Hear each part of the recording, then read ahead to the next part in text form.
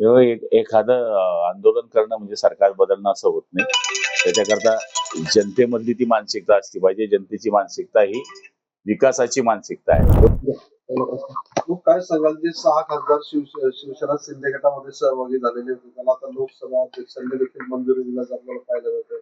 काय प्रतिक्रिया आपली असेल? कायद्यानुसार जे या ठिकाणी पक्षांतर झालेलं आहे ते निश्चित आहे. त्यामुळे लोकसभा अध्यक्षांनी त्याला मान्यता दिलेली आहे आणि मला तरी असं वाटतं की आता आमची जी संख्या 7 होती आता जवळपास ती 13 झालेली आहे. एनडीए मध्ये आता आम्ही 2 नंबरचे या ठिकाणी वाटेकरी झालेले आहोत आणि मला तरी असं वाटतं की सत्तेमध्ये निश्चितपणाने याचा विचार केला जाणार आहे की पुढच्या काळामध्ये शिवसेनेचे खासदार हे 13 असल्यामुळे येणाऱ्या विस्तारामध्ये सुद्धा आम्हाला चांगलं स्थान मिळेल.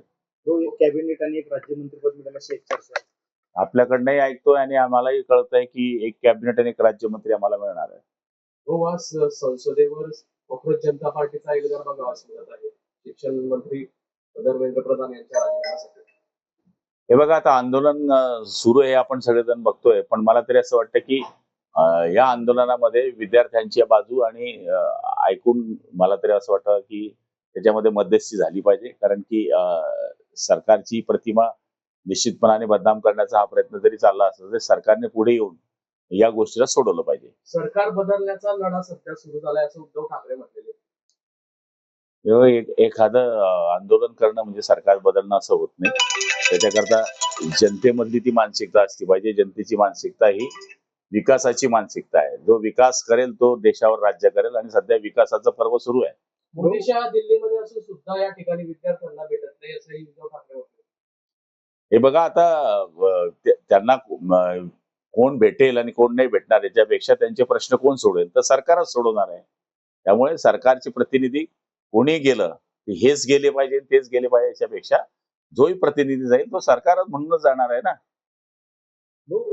आदित्य ठाकरे असं म्हणतात की आम्ही आता शिक्षण मंत्र्यांचा राजीनामा मागतोय पण भविष्यात आम्ही पंतप्रधान मोदी यांचा राजीनामा मागायला सगळ्यांना अधिकार आहे पण राजीनामा कोणाचा मागताय याचा तर विचार करा ना.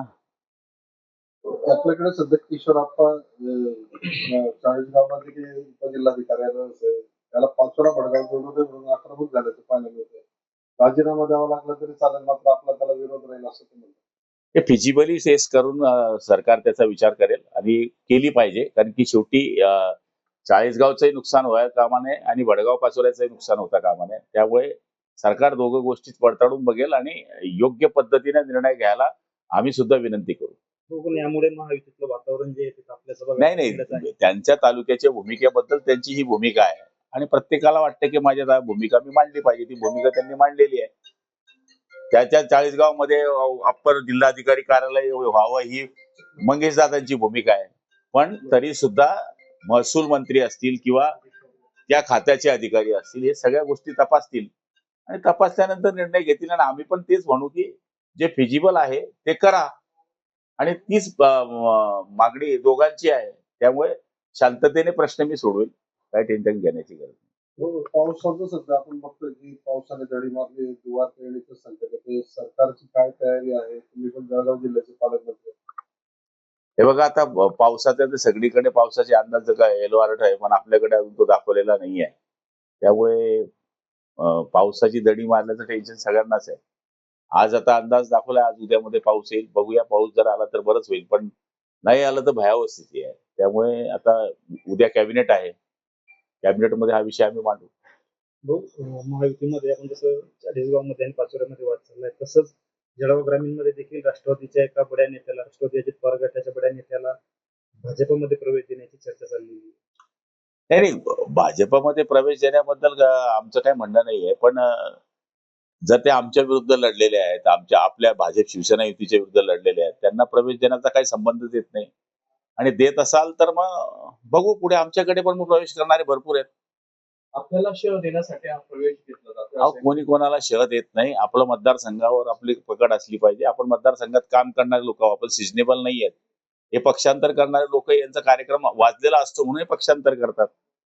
न चालणारे लोक पुन्हा दुसऱ्या पक्षांमध्ये का जातात तर तिथे जाऊन आपली प्रतिमा दुरुस्त करावी आपण मोठं व्हावं आपले काळे धंदे दाबले जावे आपले भ्रष्टाचार दाबले जावे याच्याकरता हे लोक प्रयत्न करत असतात.